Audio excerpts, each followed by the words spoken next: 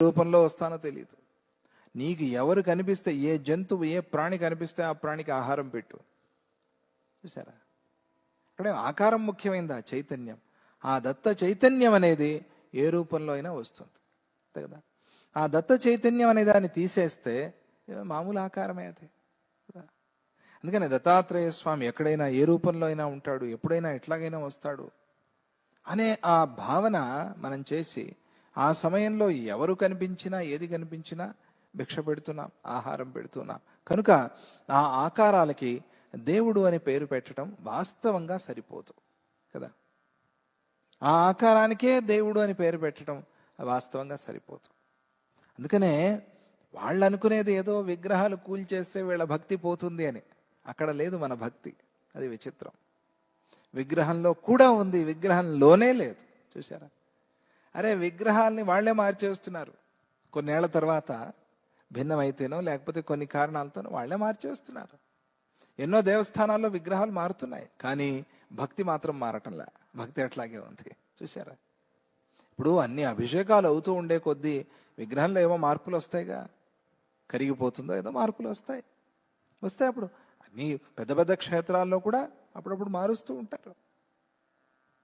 మార్చినంత మాత్రాన మన భక్తి పోయిందా? పోలా. ఒకసారి కాశీలో ఉండే లింగం తీసి పడేశారట ఇది బావిలో. ఎందుకు అని ఎవరో వచ్చారు ఆక్రమణ చేయటానికి, బయట దేశం వాళ్ళు. అమ్మో ఇది ఈ శివలింగాన్ని వాళ్ళు పాడు చేసేస్తారని చెప్పి తీసి బావిలో పెట్టారు. తర్వాత మళ్ళీ తీసి ప్రతిష్ఠ చేశారు. భక్తి తగ్గిందా? లేదే. భక్తి అలాగే ఉంటుంది. ఎందుకు అంటే మనం ఆ చైతన్య ప్రకాశాన్ని అక్కడ చూస్తున్నాం.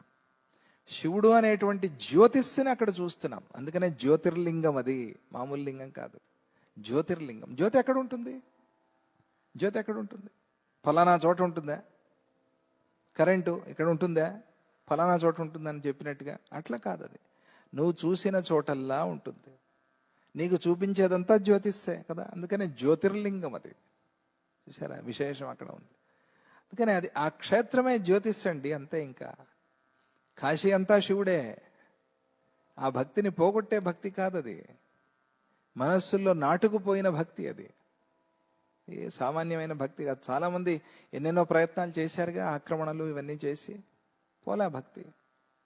ఎందుకంటే అక్కడ మాత్రమే మనం చూడటంలా, ఆయన్నే ఇంట్లో కూడా చూసుకుంటున్నాం.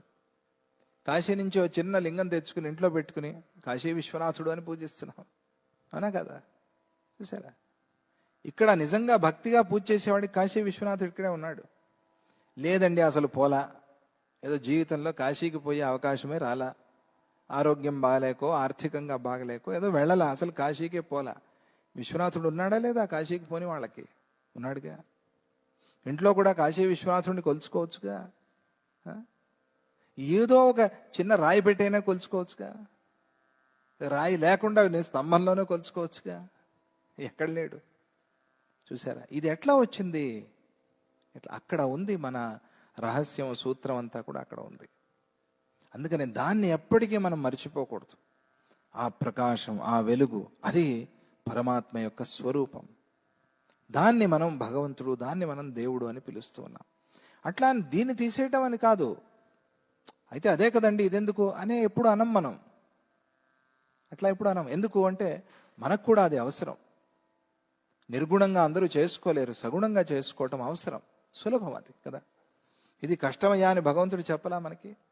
ఇది అవ్యక్త ఉపాసన అనేది కష్టం. ఇది దేహవంతులకి దీన్ని ఆరాధించడం కష్టం అని చెప్పలా భగవంతుడు. కాబట్టి